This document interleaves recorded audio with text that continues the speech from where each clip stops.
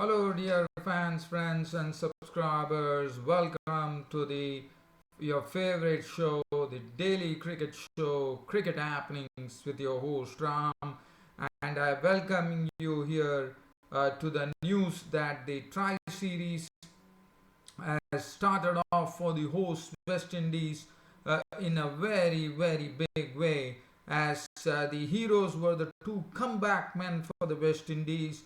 One was Sunil Narine, really puzzled the South Africans with his brand of spin bowling as he went on to take his best haul in one day internationals, as he ended up with a 6 wicket haul for 27 runs of 9.5 overs in a match which was basically a low scoring match because the pitch was not easy to play on, the strokes were not easy to come by, and one had to be really watchful. And that was done very well by West Indies, as I was still talking about the comeback men actually making a great impression. The first one was Sunil Narine, the comeback man, getting 6 wickets for 27 runs to sink the South Africans to a total of 188 all out. And West Indies, they were on a bit of strife at 75 for 4, but the comeback man, Kieron Pollard, changed everything pretty quickly with his biffing down the ground, biffing the bowlers for sixes, and then slowly trying to settle down, getting the singles, and he really maneuvered the chase beautifully to see to it that the West Indies won't be losing this opportunity. And the hosts, West Indies, have started off with a bang here in the Tri Series as they won the first match of the Tri Series at Georgetown in Guyana by 4 wickets. So I'll be talking about that game. So that is one thing, and also there is a news coming in from Zimbabwe. As you know, India will be touring Zimbabwe in the month of June, and Zimbabwe have a new captain, as we all know. Graham Creamer is the new captain. He has been named captain for the One Day Internationals and the T20. But the good thing is that Hamilton Masakadza, the outgoing captain, is going to be a part of both the squads, and that is a pretty happy news for me. Well, so let's start off with the match between West Indies and South Africa. So it was Georgetown in Guyana, which was hosting the first match of this Tri Series, which kicked off today, which consists of host West Indies, South Africa, and Australia. And today, the first match here, not the Georgetown Stadium, I'm sorry, it was stayed the Providence Stadium here in Guyana, and AB de Villiers of South Africa was the one who actually won the toss and he instantly decided that he's going to bat first. It all started with Quinton de Kock and Amla facing Jerome Taylor and Jason Holder. And Jerome Taylor was a bit guilty. He grasped chances of his own bowling of both Quinton de Kock and Hashim Amla. And once Quinton de Kock and Amla went there, they saw that the life was not so easy. They had to buy that time at the crease, and they were doing that precisely as they realized that the stroke making was not really congenial to this particular pitch. Well, that was going on. In the meanwhile, Quinton de Kock and Hashim Amla was dropped by Jerome Taylor of his own bowling, and with also Quinton de Kock, as you know, he's in some great form, so he was actually dealing in boundaries. But at the other end, Hashim Amla was very watchful as they both chiseled together a partner of 52 runs for the first wicket. And then once Jerome Taylor and Jason Holder, the captain, was out of the firing line, it was the spinners and Brathwaite coming into the mix.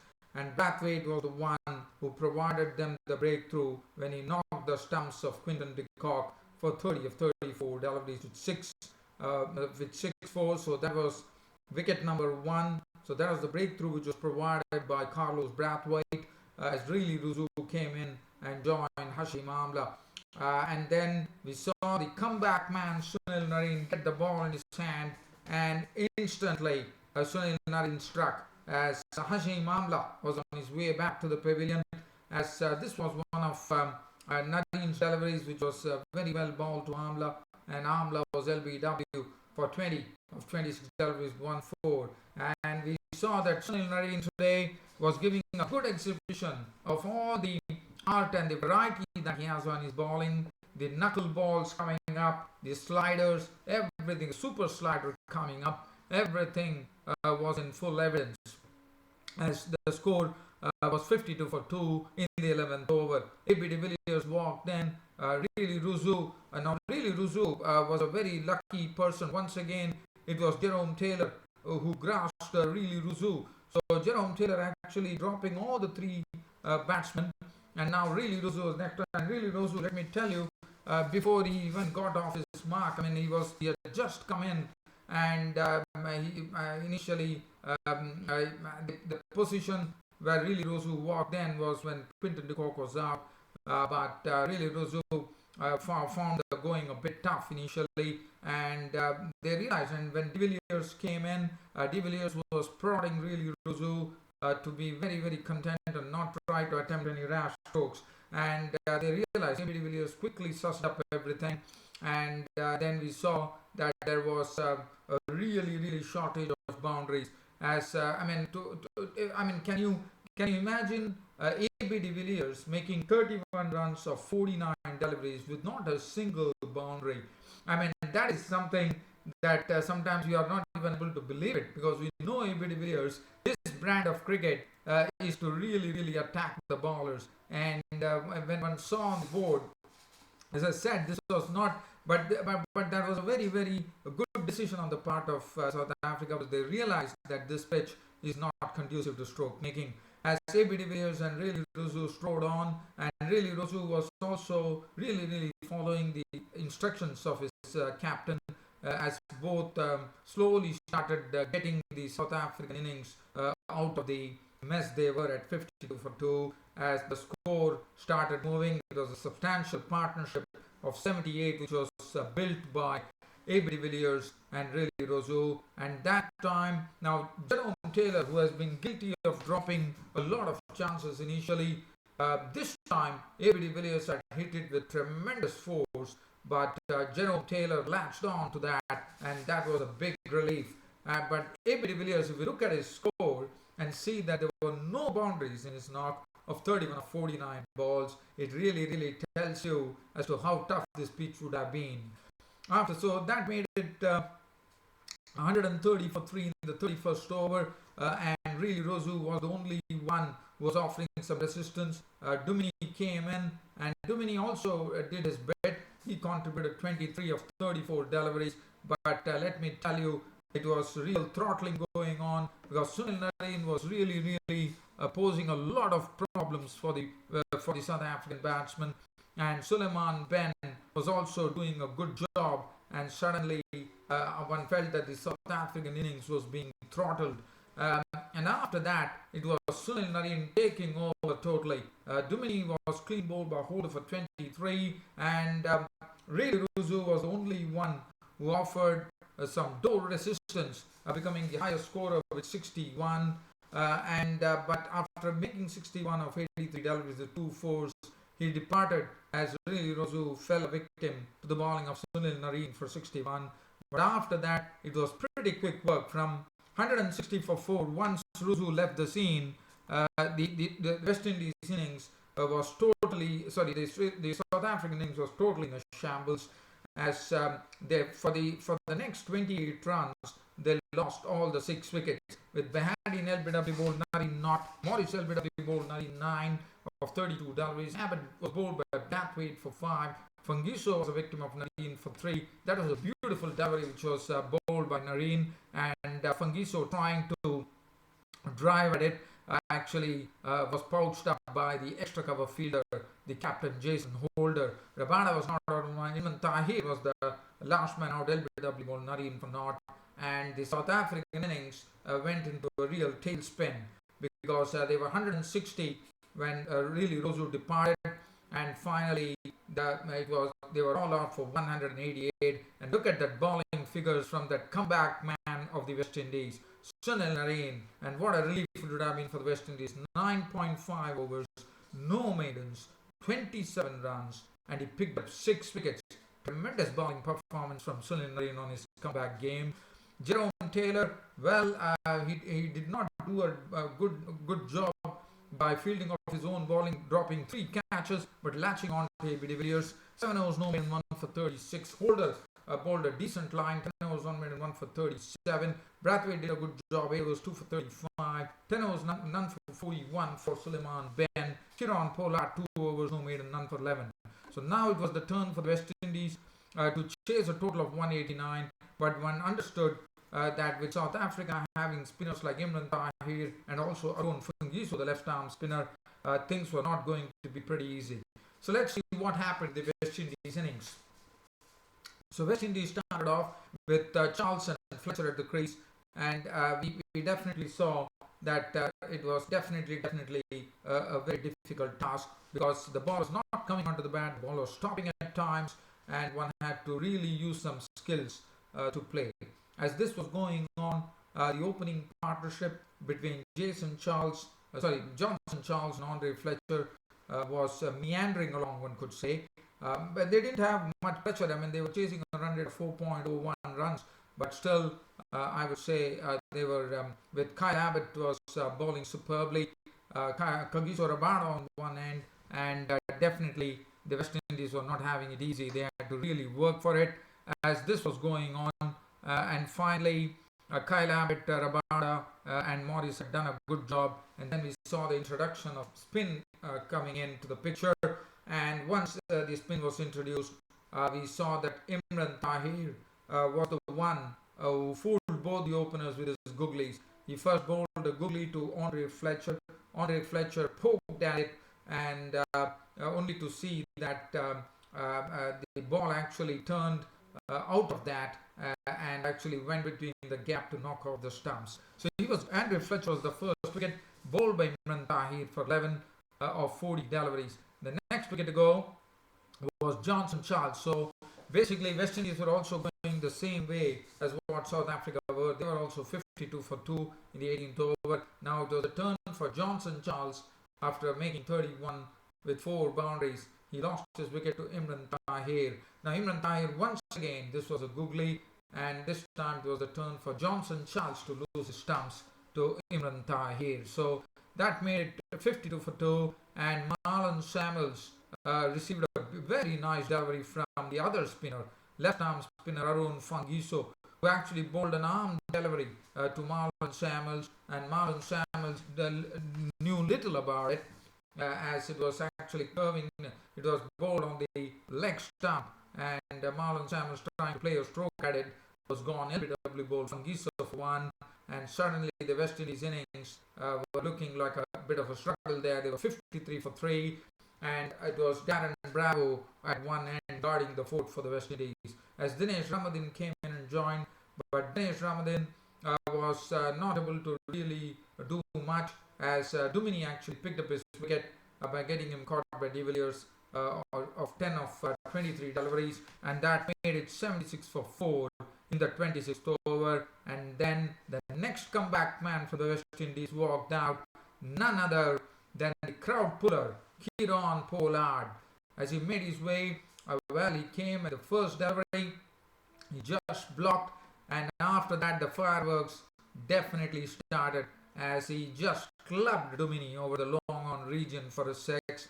And then in the next over, we saw Arun Fungiso being launched into, one was a punch shot which went over long on with a lot of bottom-handed weight, and the other one was sent soaring over the long on region for a 6, as Arun Fungiso was dismissed. And suddenly, once Kieron Pollard came, there was 76 for 4 when Ramadan departed at the halfway stage, but Kieron Pollard didn't want to waste any time. He started off with the bang, first hitting Dumini for a 6, and then he pasted Fungiso for 2 sixes. But after that, Pollard, what he did is that he went into a bit of, he realized that Pollard and Brathwaite were in the middle, so two good, Darren Bravo was there in the middle, Darren Bravo and Kieron Pollard, and what Pollard decided he decided that he decided that he's not going to really go for the big strokes, and he sobered down a bit after hitting those 3 sixes once he came in, just to give a sort of a momentum to the West Indies innings. And that was going on, and then Kieron Pollard realized that his wicket was very important, so he started nudging the singles, putting some pressure on the fielders and running some quick singles with his partner Darren Bravo, and things were pretty much moving. And in between, we definitely saw Kieron Pollard get on to Imran Tahir and send him for a six. He also hit the other bowler. Imran Tahir was sent for a six. He also hit a six of the Arun Fungiso, Imran Tahir, and suddenly Pollard was looking very good. I mean, what was good about Pollard was that initially he started off with a bang, but later on he settled down and he realized that his wicket was very important, as this partnership definitely did a good job thanks to Pollard, as in 13 overs we saw that on a very difficult pitch, one could say, it was a very good partnership. It was a 74-run partnership, but it came in just 13 overs, and that was thanks to Kieron Pollard's hitting, as slowly Pollard started getting the runs in ones and twos, and in between he used to clatter some sixes and boundaries.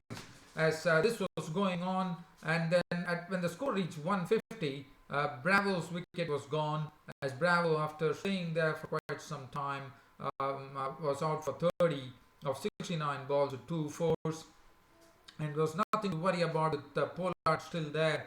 West Indies had absolutely nothing to worry, as Brathwaite walked in. Brathwaite hit 1-4 in a knock of 8 before becoming a victim of the bowling of Fungiso for 8. That 174 for 6, but after that it was Pollard who took over along with Jason Holder, the captain, and the end. And West Indies, Pollard made sure that West Indies will be winning, as Jason Holder was the one who did the winning honours for the West Indies to win the first tri-series match, which started today at the Providence Stadium in Guyana, and that would have been a sort of a real psychological boost for the West Indies, with Kieron Pollard on his comeback game making an unbeaten 67 of as many balls with 2 fours and 6 beautiful sixes being hit. Jason Holder was not out on 10 of 21 balls with 1-4. Match over. The first match won by West Indies, with West Indies taking 4 points. And player of the match, which rightly I thought went to Sunil Narine for his brilliant bowling on this particular wicket. Looking at the bowling card for the South Africans, Abbott 10 overs, 1 made none for 26. Rabada 9 overs, 1 made none for 34. Morris 7 overs, no made none for 22. Imran Tahir bowled a good line, 2 for 41. Fungiso did a pretty good job, 10 overs, 1 made 40 runs and 3 wickets. Dumini 1.10, no made 1 for 12. Behari 1 for 3. Sunil Narine man of the match. And I thought on a pitch which was very difficult, I thought it was very well done by West Indies, especially when Kieron Pollard came and started dealing those big hits to the South African bowlers. It really started changing the picture slowly but surely. So the first match is all gone. It has gone for West Indies. Now, just a bit of cricket news. As you know, India are going to Zimbabwe in the month of June, and the team was announced today. And we know that Graham Creamer is the new captain. In fact, Graham Creamer has been appointed the new captain for the one-day internationals and the T20s against India. So, but Hamilton Masakadza, who was the outgoing captain, is definitely there in the squad. He's a part of the squad in both the teams, Hamilton, Masakadza. So that is pretty good. And one news that probably that Zimbabwe would not be happy about is that Tinasha Paniyangra, who is a very good bowler, unfortunately due to a back injury, will be actually missing the Indian tour there. He won't be there when India tours Zimbabwe. And as far as the changes are concerned, in the one-day internationals, we see Vusi Sibanda coming back, Tawanda Mupariva, Sean Williams, Dinal Rapano, Timson Maruma, Tendai Chatara is back. You know, he's a very economical bowler, Tendai Chatara. In the T20s, and there's but one was a bit surprised to see that Luke Jongwe, who didn't make it to the T20 World Cup. Unfortunately, I was a bit surprised because Luke Jongwei, I think, is pretty much one who is really tailor-made for the one-day T20 form of cricket. And also, there was another big surprise as far as the Zimbabwean team was concerned, because Malcolm Waller, who normally is a good tonker of the ball, and he holds the record for the fastest 50 fastest 50 for Zimbabwe in T20. But one was a bit surprised to see that Luke Jongwei and Malcolm Waller, who are genuine all-rounders and especially good hitters of the ball, and both these players were out of the mix. I mean, one understands that they were definitely a part of the T20, but one was no. As far as T20 is concerned, I just need to have a look at it and tell you whether Malcolm Waller, yes, Malcolm Waller is definitely a part of the T20, so that's a good thing. But Malcolm Waller, not to me, it has come as a bit of a surprise that Luke Jongwei and Malcolm Waller were absolutely tailor-made for this form of the format of the game, and both have been out of the team. So I'm a bit surprised there. As far as the T20s are concerned, Chamu Chubaba doesn't find a place in the T20 mix of things. But other than that, I had only this to say, because I always felt that Luke Jongwei and Malcolm Waller could be very good contributors. Yes, they definitely they are ones who have been very good with T20. We saw what Luke Jongwei has done. We all know about that. Also, one knows that Malcolm Waller, who holds the record for the fastest T20 50 for Zimbabwe. But I was a bit surprised at that. But anyways, this is purely my opinion on the show. But one only wishes that Zimbabwe can produce the goods when India are there. And India, as you know, are not coming at full strength. They are coming at not even half the strength. They are coming with almost a team which has been picked out of the IPL with Ajinkya Rahane, the man who would be actually leading the team up front. Sorry, I'm sorry about it. Dhoni will be the man who will be leading the team, but Ajinkya Rahane is also a part of the mix. One has to, one has to wait and watch. But all in all, I could only say that one probably looks forward to a very good series between Zimbabwe and India, no doubt about it. But as I said, Tri-Series was the one which was the center of attention today, and West Indies comeback men Kieron Pollard with the bat and Sunil Narine with the ball really put their best foot forward on their comeback game as West Indies win the first match of the Tri-Series against South Africa by 4 wickets. Dear fans and subscribers, that really brings an end to this cricket happening show of mine. Hope you all enjoyed it, and there'll be more entertainment or cricket happenings tomorrow.